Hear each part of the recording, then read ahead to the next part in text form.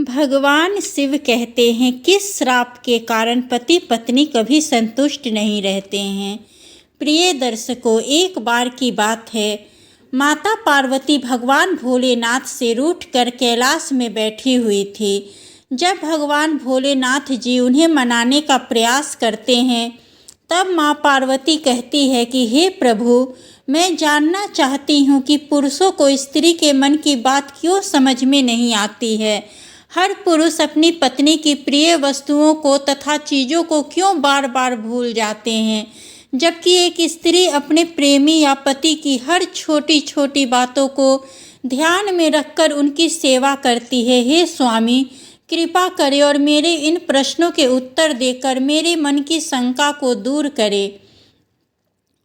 प्रिय दर्शकों, तब भगवान भोलेनाथ कहते हैं, हे गौरी, आप सत्य कहती हैं कि हर पुरुष पत्नी के मन की बातों को और उनकी प्रिय वस्तुओं को भूल जाते हैं, लेकिन इसके पीछे एक मुनि के श्राप की कहानी है, जिसे मैं आपको सुनाता हूँ। हे देवी, जो भी पति पत्नी इस कहानी को सुनते हैं, वे हमेशा एक दूसरे के प्रति प्रेम में वृद्धि करते हैं। प्रिय दोस्तों, तो चलिए आज की कहानी को शुरू करते हैं। मित्रों, भगवान शिव कहते हैं, हे देवी पार्वती, पूर्व काल की बात है, जब त्रेता युग आरंभ हुआ था। महाभारत के गुरु वंश के राजा दुष्यंत राज करते थे। वहीं दूसरी तरफ राजा दशरथ के पुत्र श्री राम का भी जन्म हुआ था। यह दोनों घटनाएं एक ही समय की है, जिसका वर्णन रामायण और महाभारत में मिलता है। भगवान शिव कहते हैं, हे पार्वती, एक दिन की बात है, जब हस्तिनापुर नरेश राजा दुष्यंत शिकार के लिए वन में गए थे। उस समय महाराज एक हिरण का पीछा कर रहे थे। भागते हुए प्यास लगने के कारण राजा दुष्यंत महर्षि कंव के आश्रम में पहुंच गए। वहां हस्तिनापुर नरेश छाया में शांत होते देख एक ऋषि ने गुस्से में आकर कहा कि राजन, इस वन में किसी भी प्राणी का शिकार करना वर्जित है। यह महर्षि का आदेश है। तब ऋषि की बात को सुन राजा दुष्यंत ने शिकार न करने का निर्णय लेते हुए उन्हें वचन दिया और वहां से वापस अपने रथ की ओर जाने लगे। तभी निराश होकर राजा दुष्यंत को वापस जाता देख उस ऋषि ने उन्हें आश्रम के अंदर आने के लिए कहा। उन ऋषि का आदर करते हुए महाराज दुष्यंत उनकी बात को नहीं टाल सके और आश्रम के अंदर चले आए। फिर जब उन्हें पता चला कि वह आश्रम महर्षि कंव का है, मित्रों, भगवान शिव कहते हैं, हे देवी, राजन को इस बात की पुष्टि हुई कि यह आश्रम उनके पूजनीय गुरु कंव का है। तब उन्होंने भीतर प्रवेश करते हुए मुनीश्वर को आवाज लगाई। तभी उनके समक्ष एक अति सुंदर और मन को मोहने वाली युवा स्त्री आ गई, जिसका नाम शकुंतला था। जिसे देख महाराज दुष्यंत उस युवती पर अत्यंत ही मोहित हो गए। हर अतिथि की तरह महाराज दुष्यंत का भी आदर करते हुए उस युवती ने उनका अच्छी से स्वागत किया और महर्षि कव्य की अनुपस्थिति के बारे में बताते हुए कहा कि हे राजन, महर्षि तो तीर्थ यात्रा पर गए हैं, किंतु आपका यहाँ स्वागत है। दोस्तों, भगवान शिव कहते हैं, हे देवी पार्वती, शकुंतला ने महाराज दुष्यंत की पूरी निष्ठा और सेवा भाव से सत्कार किया था। शकुंतला की सेवा भाव से प्रसन्न होकर महाराज दुष्यंत ने उनसे पूछ लिया कि हे देवी, आप कौन हैं? तब वह कन्या बोली, महाराज, मेरा नाम शकुंतला है और मैं महर्षि कर्ण की पुत्री हूँ। शकुंतला की बात को सुन महाराज दुष्यंत आश्चर्यचकित होकर एकदम से बोल पड़े, परंतु देवी, महर्षि तो आजीवन ब्रह्मचारी हैं, फिर आप उनकी पुत्री कैसे हुई? महाराज दुष्यंत की दुविधा को देख शकुंतला ने उन्हें अपने अभागी जीवन गाथा को और स्वयं के माता पिता की सत्यता से अवगत कराते हुए कहा, हे राजन, वास्तव में मैं राजश्री विश्वामित्र और स्वर्ग की अप्सरा मेनका की पुत्री हूँ। मेरे जन्म की बड़ी ही विचित्र कहानी है। जब ऋषि विश्वामित्र घोर तपस्या कर रहे थे, तब देवराज इंद्र ने उनकी तपस्या को भंग करने के लिए अप्सरा मेनका को धरती लोक पर भेज दिया था। तभी ऋषि ने उनके साथ प्रेम संबंध स्थापित किए थे, जिस कारण से मेरा जन्म हुआ था। किंतु न ही मेरे पिता ने मुझे पाला और न ही मेरे माता मेनका ने। मेरी माता को भय था कि कहीं मुनि विश्वामित्र उन्हें श्राप देकर भस्म न कर दे, इसीलिए उन्होंने मेरा परित्याग किया और मुझे वन में अकेला छोड़कर वे स्वर्ग में चली गई। तभी उसी वन में शंकुत पक्षियों ने मेरा रक्षक किया। फिर एक दिन की बात है, ऋषि कर्ण उसी मार्ग से गुजर रहे थे तो उन्होंने मुझे गोद ले लिया। हे राजन, धर्म के अनुसार जन्म देने वाला, पालन पोषण करने वाला तथा अन्न देकर रक्षक करने वाला पिता के समान पूजनीय होता है। इसी कारण से मैं ऋषि कर्ण की पुत्री बन गई। वहीं जब दूसरी ओर शंकुत पक्षियों के द्वारा मेरा रक्षण करने के कारण मेरा नाम शकुंतला पड़ गया। महर्षि कर्ण ने मुझे कभी भी यह एहसास नहीं होने दिया कि मैं उनकी असली पुत्री नहीं हूँ और मैंने भी उन्हें पिता ही मानती हूँ। मित्रों, भगवान शिव कहते हैं, हे देवी पार्वती, शकुंतला की बातों को सुनकर महाराज दुष्यंत उनकी ओर आकर्षित हो गए। साथ ही वे उनकी सुंदरता पर तो पहले से ही मोहित थे और फिर उन्हें विवाह का प्रस्ताव देते हुए कहा, हे शकुंतला, आप एक क्षत्रिय कन्या हो। सुंदरी, तुम्हारे सौंदर्य को देखकर मैं अपना हृदय तुम्हें दे चुका हूँ। यदि तुम्हें किसी भी प्रकार की आपत्ति न हो तो मैं तुमसे विवाह करना चाहता हूँ। ऐसे प्रस्ताव को सुन पहले तो शकुंतला अचंभित हुई, परंतु मन ही मन में वह भी महाराज दुष्यंत को देखकर तथा उनके शौर्य की प्रशंसा को सुनकर उन्हें पसंद करने लगी थी। सर्वप्रथम शकुंतला ने महाराज दुष्यंत को ऋषि कर्ण की अनुपस्थिति का कारण बताते हुए इनकार किया था, किंतु राजा दुष्यंत ने उन्हें यह कहकर मना लिया कि आप क्षत्रिय हैं और क्षत्रिय कन्या हैं और धर्म के अनुसार किसी भी क्षत्रिय कन्या को अपना वर चुनने का अधिकार स्वयं को भी है। और वैसे भी जब ऋषि गण को पता चलेगा कि आपने मुझसे विवाह किया है तो वह क्रोधित नहीं होंगे। दुष्यंत के समझाने के पश्चात शकुंतला विवाह के लिए मान गई और उन्होंने गंधर्व विवाह कर लिया। भगवान शिव कहते हैं, हे देवी, कुछ समय महाराज दुष्यंत ने शकुंतला के साथ विहार करते हुए वन में ही समय व्यतीत किया। फिर एक दिन वे शकुंतला से बोले, हे प्रियतम, मेरे कंधों पर हस्तिनापुर राज्य की जिम्मेदारी है और अब मुझे अपना कर्तव्य पूरा करने हेतु हस्तिनापुर जाना ही होगा। यह कहकर महाराज ने शकुंतला को अपने प्रेम के प्रतीक रूप में अपनी दिव्य स्वर्ण मुद्रिका दी और हस्तिनापुर वापस चले गए और उन्हें आश्वासन दिया कि जैसे ही ऋषि कर्ण अपनी यात्रा से वापस आएंगे तब वे उन्हें शीघ्र ही अपने साथ विदा करके हस्तिनापुर ले जाएंगे। इसके बाद समय बीतता गया और इसी बीच शकुंतला को पता चला कि वह गर्भवती है और शीघ्र ही कर्ण भी अपनी तीर्थ यात्रा से अपने आश्रम में आते हैं। प्रसन्नतापूर्वक शकुंतला ने उनसे महाराज दुष्यंत के साथ अपने गंधर्व विवाह के बारे में बताया। यह समाचार सुनकर ऋषि कण्व पहले तो बहुत प्रसन्न हुए, परंतु इसके बाद महर्षि कण्व ने शकुंतला को धर्म का ज्ञान देते हुए कहा, हे पुत्री, विवाह के पश्चात किसी भी कन्या को अपने पिता के घर में रहना उचित नहीं होता है और बोले, एक विवाहित कन्या का विवाह के बाद उसके पिता का घर पराया हो जाता है तथा उसका अपना पति का ही घर होता है। जो स्त्री पति के सुख दुख में साथ रहती है वह पति और पिता का गौरव बढ़ाती है। हर परिस्थितियों में एक स्त्री को अपने पति का साथ देना चाहिए।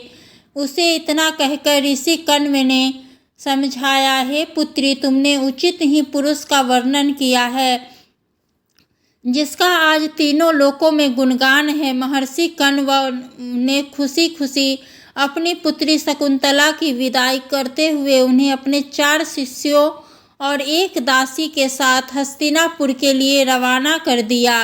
आश्रम से हस्तिनापुर के लिए आगे बढ़ते हुए मार्ग में एक शिष्य ने शकुंतला से सरोवर के पास रुककर विश्राम करने का निवेदन किया। शकुंतला भी थक गई थी, इसीलिए उन्होंने सहमति दे दी और अपनी दासी प्रिय वंदाल विश्राम करने लगी।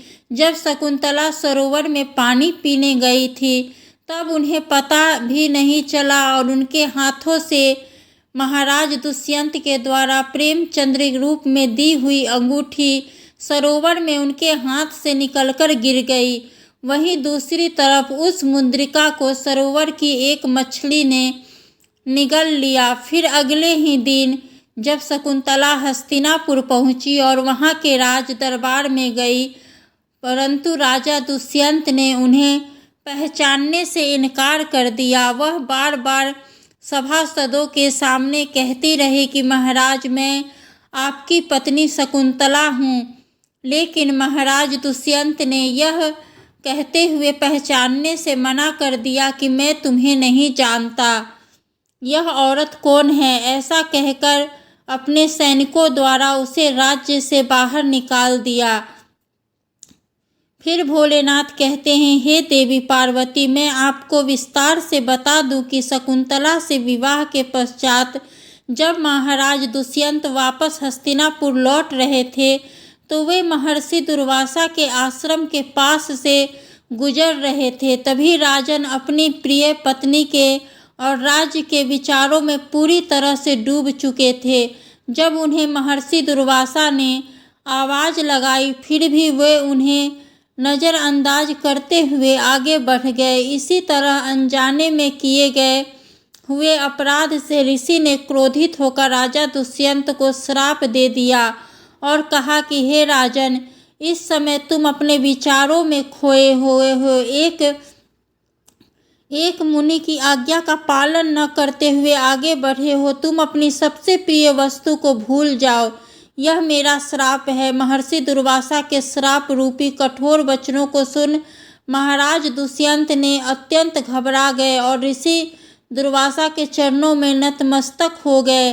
और फिर राजा दुष्यंत के बार बार विनती करने पर ऋषि दुर्वासा ने कहा कि राजन, मैं श्राप तो वापस नहीं ले सकता, लेकिन जब तुम कोई सूचक चिन्ह देखोगे तो उसे तुम पहचान जाओगे, अर्थात तुम्हारी यादें और शक्ति वापस आएगी। उधर हस्तिनापुर में महाराजा दुष्यंत शकुंतला के साथ हुए अन्याय को भूल अपना राजपाट संभालने में व्यस्त थे। परंतु एक दिन जिस मछली ने पानी पीते समय शकुंतला की अंगूठी को निगला था वह एक मछुआरे के जाल में फंस गई और जब मछुआरे ने उसे काटा तो उसे चमचमाती सोने की अंगूठी मिली। उस अंगूठी को देख मछुआरा बहुत ही खुश हुआ और वह उस दिव्य अंगूठी को बेचने के लिए राज्य के एक सुनार के पास पहुंच गया।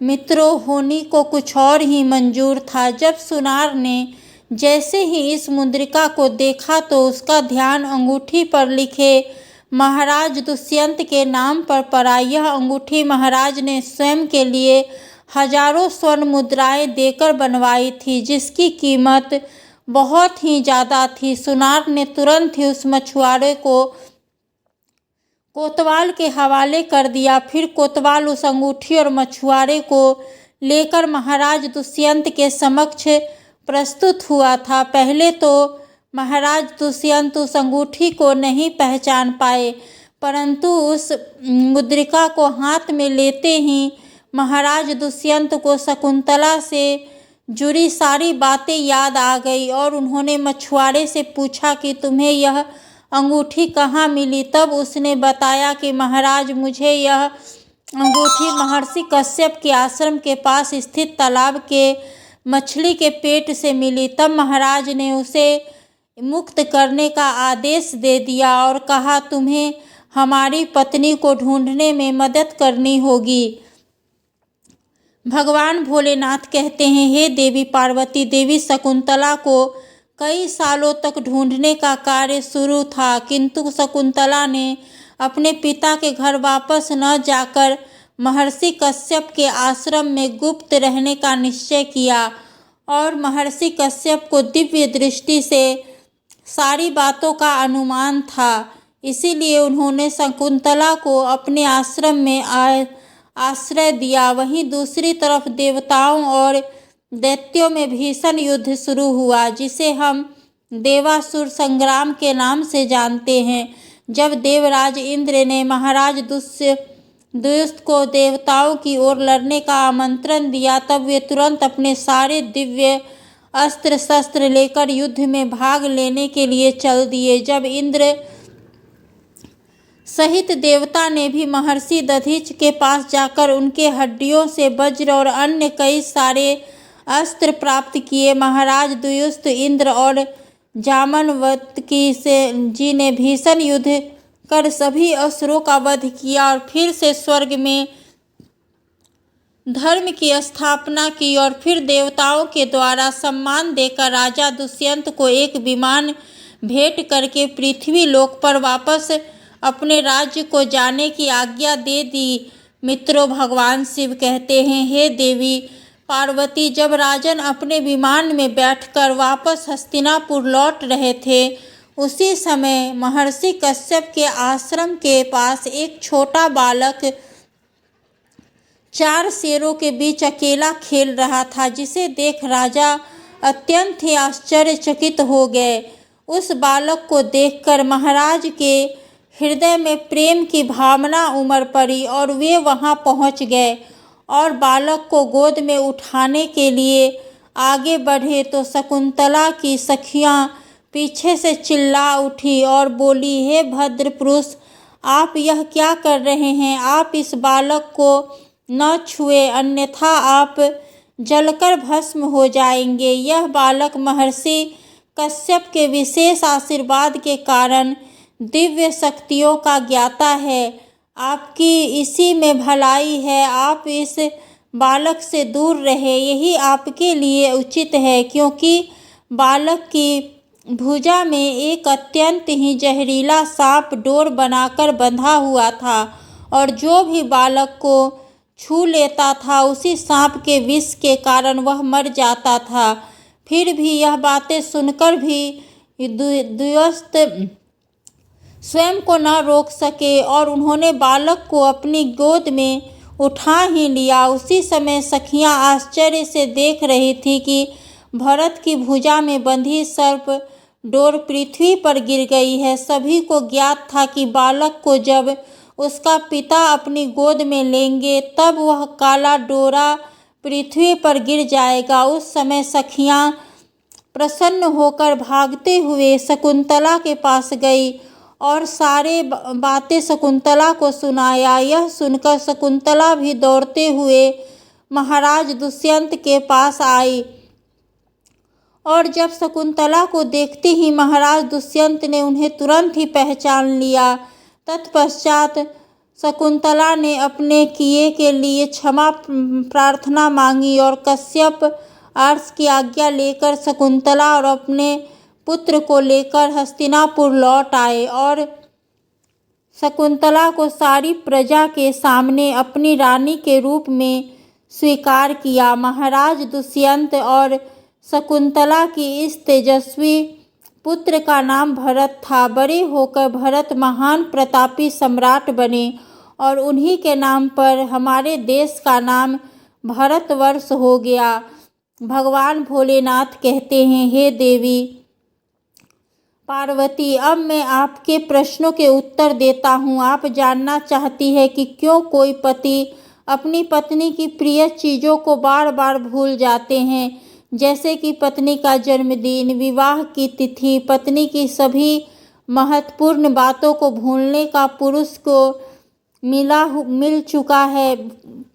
इसीलिए हे देवी, अगर पति से कभी अनजाने में भूल होती है तो उसे माफ़ कर देना चाहिए, पत्नी को साझा करना चाहिए, क्योंकि स्वयं परमपिता ब्रह्मा जी ने स्त्री को पुरुषों के मुकाबले कई गुना अधिक सहन शक्ति दी है, जिसके चलते स्त्रियां पुरुषों के मुकाबले कई गुना अधिक समझदार और भावुक होती है। इसी श्राप का असर आज भी कलयुग में दिखाई पड़ता है हे गौरी। इसीलिए हर पति पत्नी को एक दूसरे को समझकर मानसिक और शारीरिक रूप से गहरा मजबूत जुड़ाव रखना चाहिए। हर एक परिस्थिति में एक दूसरे का साथ देना चाहिए, चाहे सुख हो या फिर दुख हो। भगवान भोलेनाथ कहते हैं, हे पार्वती, जो भी